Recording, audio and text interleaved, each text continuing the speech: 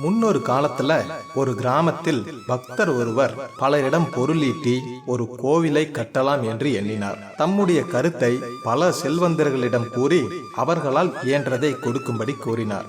அப்படி அவர்கள் கொடுத்ததை சேர்த்து வந்தார். அந்த ஊரில் ஒரு கஞ்ச மகாபிரபு இருந்தார். அவரிடமும் போகலாம் என்று அந்த தொண்டர் முடிவு செய்து கொண்டார். ஒரு நாள் தம் முடிவின்படி அந்த கஞ்சன் வீட்டிற்கும் போனார். அவரை பார்த்து கஞ்சன், எங்கே வந்தாய் என்று கேட்டான். நான் பலருடைய நிதி உதவியால் ஒரு கோவில் கட்டலாம் என்று எண்ணிக்கொண்டிருக்கிறேன் என்றார். அந்த கஞ்சன், நான் என்ன செய்ய வேண்டும் என்று கேட்டான். தங்களிடமும் நிதி உதவி பெறலாம் என்ற எண்ணத்தில் வந்தேன் என்று அந்த தொண்டர் கூறினார். அருந்த விரலுக்கு சுண்ணாம்பு தராத அந்த கஞ்சன், இங்கே என்ன பிள்ளையில்லா சொத்தா கொட்டி கிடக்கிறது, நான் ஒரு தம்படியும் தரமாட்டேன் என்று முகத்தில் அடித்தார் போல் சொன்னான். தொண்டர் அதை கேட்டு திரும்பி போகவில்லை. ஐயா, ஒரு சமாசாரம், தயவு செய்து பொறுமையாக கேளுங்கள். நாளைக்கு ஒரு சபை கூட்டப் போகிறேன். அதற்கு நீங்களும் வாருங்கள். பணம் கொடுத்தவர்களுடைய பெயர்களை எல்லாம் சொல்லுவேன். நீங்கள் ஒரு 1000 ரூபாய் கொடுத்தால் அதை சபையோரிடம் காட்டி நீங்கள் தந்ததாக சொல்லி பாராட்டுவேன் என்றார். அதற்கு அந்த கஞ்சன் இடையில் குறுக்கிட்டு, நான் 1000 ரூபாய் தரப்போவதில்லை. உனக்கு வேறு வேலை இல்லையா?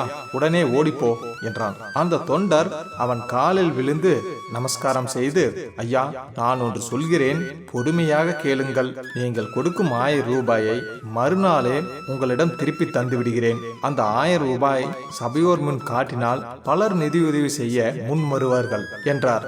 அந்த கஞ்சன் சிறிது யோசித்தான். நீ திருப்பி தருவாய் என்பது என்ன நிச்சயம் என்றான்.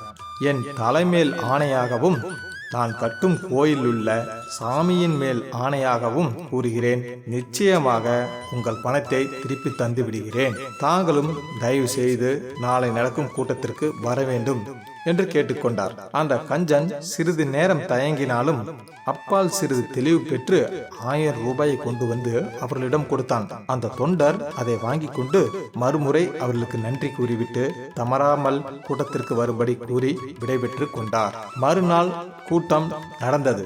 அந்த தொண்டர் பணம் கொடுத்தவர்களின் பெயர்களை எல்லாம் சொன்ன போதும் அந்த கஞ்சனின் பெயரும் அதில் வந்தது.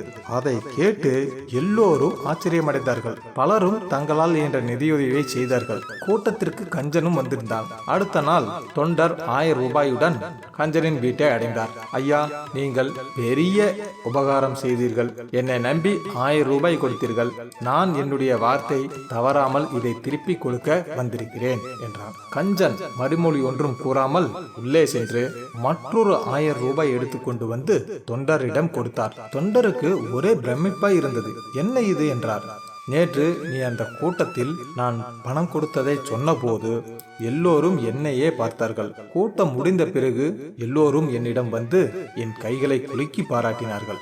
அப்பொழுது எனக்கு உண்டான மகிழ்ச்சிக்கு அளவே இல்லை.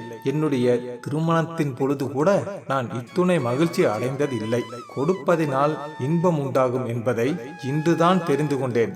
அதற்காக மற்றொரு 1000 ரூபாயை கொடுத்தேன் என்றான். தொண்டர் அதை பெற்றுக்கொண்டு அவனிடம் விடைபெற்று சென்றார். நீங்களும் உங்களால முடிஞ்சதை மற்றவங்களுக்கு கொடுத்து பாருங்க. அதுல வர்ற மகிழ்ச்சிக்கு எல்லையே இருக்காது. இந்த கதையை நீங்க இவ்வளவு நேரம் கேட்டுட்டு இருக்கிறீங்கன்னா கண்டிப்பா இந்த கதை உங்களுக்கு பிடிச்சிருக்குன்னு நினைக்கிறேன். அப்படி பிடிச்சிருந்ததுன்னா மறக்காம லைக் பண்ணிருங்க. நம்ம சேனலுக்கு புதுசா வந்திருந்தீங்கன்னா சப்ஸ்கிரைப் பண்ணி அந்த பெல் பட்டனை ஆல்னு போட்டுங்க. ஏன்னா அடுத்து ஒரு சூப்பரான கதை போட போறேன். அது உங்களுக்கு உடனே வந்து சேரு. நிறைய பேர் நம்ம சேனலை சப்ஸ்கிரைப் பண்ணாம தான் பார்த்துட்டு இருக்கீங்க. சப்ஸ்கிரைப் பண்ணி பாருங்க. இந்த கதை யாருக்கெல்லாம் பிடிக்கும்னு நினைக்கிறீங்களோ அவங்களுக்கெல்லாம் ஷேர் பண்ணுங்க. குறிப்பா உங்க ஃப்ரெண்ட்ஸ் அண்ட் ஃபேமிலிக்கு இந்த கதைகள் பற்றிய உங்களது மேலான கருத்துக்களை கமெண்ட் பாக்ஸ்ல வந்து கமெண்ட் பண்ணுங்க. இன்னும் நிறைய கதைகளை பார்க்கலாம். லைக் பண்ணுங்க, கமெண்ட் பண்ணுங்க, ஷேர் பண்ணுங்க, சப்ஸ்கிரைப் பண்ணுங்க. அது வரைக்கும் நன்றி நண்பர்களே.